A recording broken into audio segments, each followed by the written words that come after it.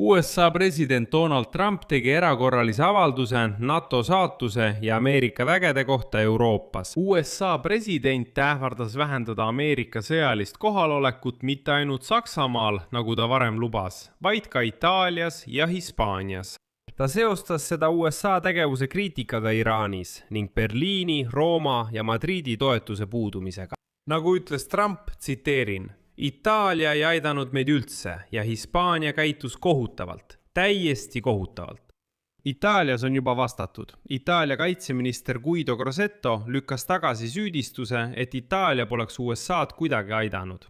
Ja ta ütles, et tegelikult pakkus Itaalia oma abi laevanduse turvalisuse missioonil.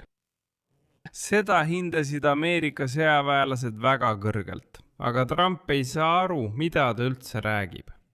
Aga tegelikult, kui uskuda varasemat siseinfot, siis Donald Trumpi selles avalduses ei ole Euroopa julgeoleku jaoks midagi halba. Isegi kui ta tõesti viib väed Saksamaalt, Hispaaniast ja Itaaliast ümber. Ja selles saates ma selgitan, miks see nii on ja miks selles uudises ei ole midagi halba.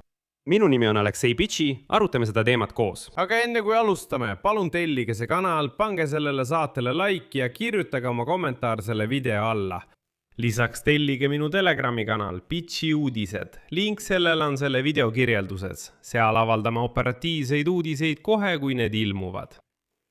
Nii et USA president Donald Trump ähvardas nüüd vähendada Ameerika sõjalist kohalolekut ka Itaalias ja Hispaanias. Briefingul Ovaalkabinetis, vastates ajakirjaniku küsimusele vägede võimalikust väljaviimisest Itaaliast ja Hispaaniast, vastas Trump: jah, see on tõenäoline. Miks ka mitte?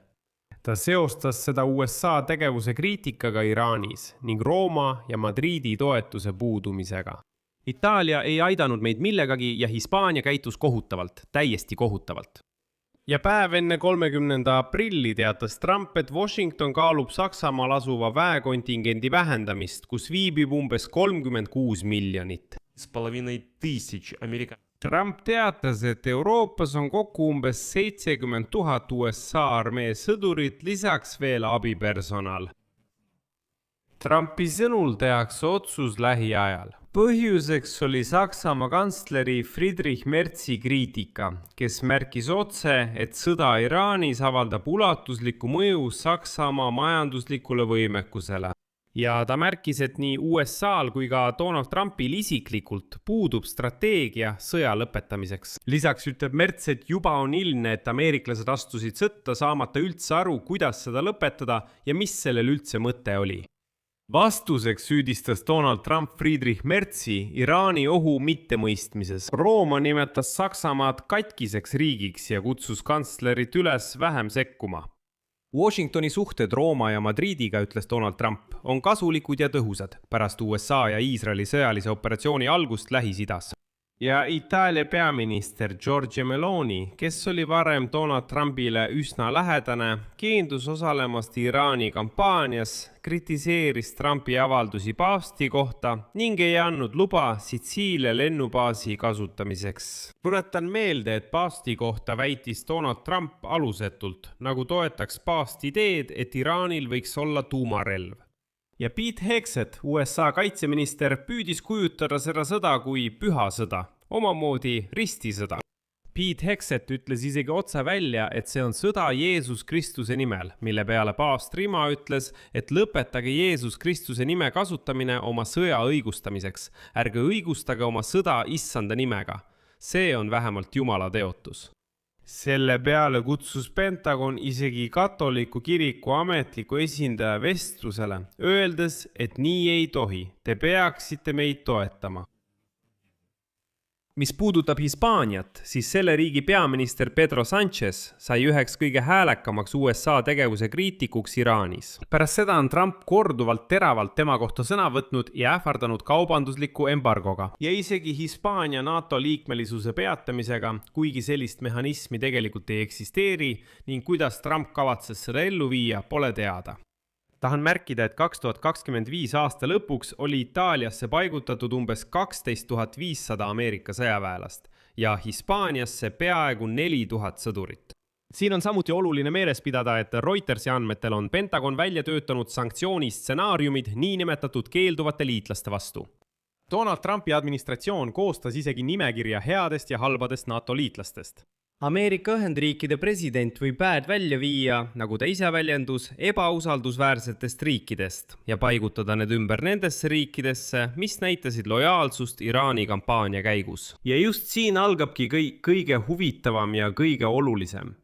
Aga kõigepealt räägin Itaalia reaktsioonist sellisele Trumpi avaldusele. Itaalia kaitseminister Guido Crosetto kommenteeris Trumpi uut avaldust ja ütles, et ta lihtsalt ei mõista sellise Ameerika presidendi käitumise põhjuseid. Crosetto lükkas tagasi süüdistuse, et Itaalia pole USA'd aidanud, eriti seoses turvalisusega Hormuzi väinas. Tsitaat. Me pakkusime samuti oma abi laevanduse turvalisuse missioonil. Seda hindasid Ameerika sõjaväelased väga kõrgelt. Ja ma märgin ka, et Itaalias asub 7 Ameerika sõjaväebaasi. USA väed varustavad Itaaliat muu hulgas õhutõrjesüsteemidega, mille asendamiseks kuluks aastakümneid. Seetõttu oleks ameeriklaste lahkumine Itaalia jaoks muidugi liiga riskantne. Hispaania valitsus ei ole seni Trumpi uusi ähvardusi kommenteerinud. Muide, see ei ole esimene kord, kui riik seisab silmitsi sarnaste karmide avaldustega Ameerika presidendilt. Eelmisel nädalal avaldas Reuters Pentagoni sisemise märkuse, milles öeldi, et USA kaalub võimalust taotleda Hispaania väljaarvamist NATO-st. Aga Trump suhtub sellesse siin muidugi veidi liiga enesekindlalt. Pole päris selge, kuidas Washington saaks seda ellu viia, sest puudub igasugune ilmne protseduur, mis võimaldaks Ameerika Ühendriikidel sellist otsust teha ilma teiste liitlaste nõusolekuta. Ja siin on oluline, nagu öeldakse, sügavamale kaevata. Varem on juba ilmunud teavet selle kohta, et teatud NATO riike karistati selle eest, et nad aitasid USA'd sõjas Iraaniga. Trump võib sealt Ameerika väed välja viia ja paigutada need teistesse NATO riikidesse, nagu Poola, Rumeenia, Leedu ja Kreeka, mis aitasid USA'd rohkem sõjas Iraani vastu. Ja kõik need riigid kuuluvad muide NATO idatiiba, mis tähendab, et Ameerika väed jõuavad veelgi lähemale Venemaa piiridele, kes ohustab Euroopat sõjaga. Ja paradoks seisneb selles, et just Ida-Euroopa riigid on kõige rohkem huvitatud Ameerika vägede paigutamisest enda territooriumile, kuna nad asuvad Venemaa piiril. Nad on ka nende seas, kes kulutavad NATOs kõige rohkem kaitsele ja need samad Ida-Euroopa riigid olid ühed esimestest, kes andsid märku valmisolekust toetada rahvusvahelist koalitsiooni Hormuzi väina kontrollimiseks. Rumeenia kiitis kohe heaks USA taotluse kasutada oma sõjaväebaase. Oluline on ka meeles pidada, et Trump ei saa lihtsalt niisama NATOst välja astuda, sest selleks on vaja 2/3 senati häältest. Ja muide, sellist seadust on kunagi lobistanud tema välisminister Marco Rubio. Lisaks ei saa Trump oluliselt vähendada Ameerika vägede arvu Euroopas, sest 2025 aasta detsembris võttis Kongress vastu muudatuse, mis keelab Ameerika vägede vähendamise Euroopas. Alla 76 000 sõduri rohkem kui 45 päeva jooksul. Ja selle seaduse allkirjastas tookord Trump ise.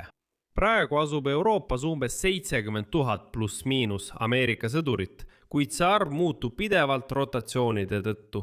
Seetõttu on ainus asi, mida Trump saab teha, vägede ümberpaigutamine Euroopa sees.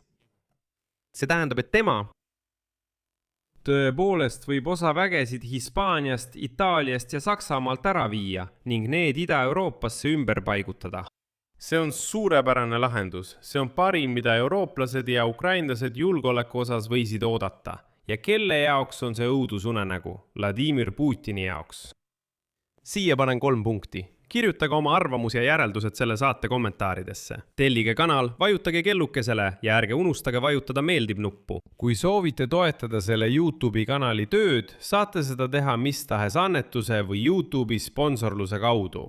Kõik lingid ja rekvisiidid leiate selle video kirjeldusest. Seal on erinevad platvormid ja erinevad võimalused. Valige endale sobiv variant. Olen teie toetuse eest tänulik. Sellega on kõik. Hoolitsege enda eest. Kõike head.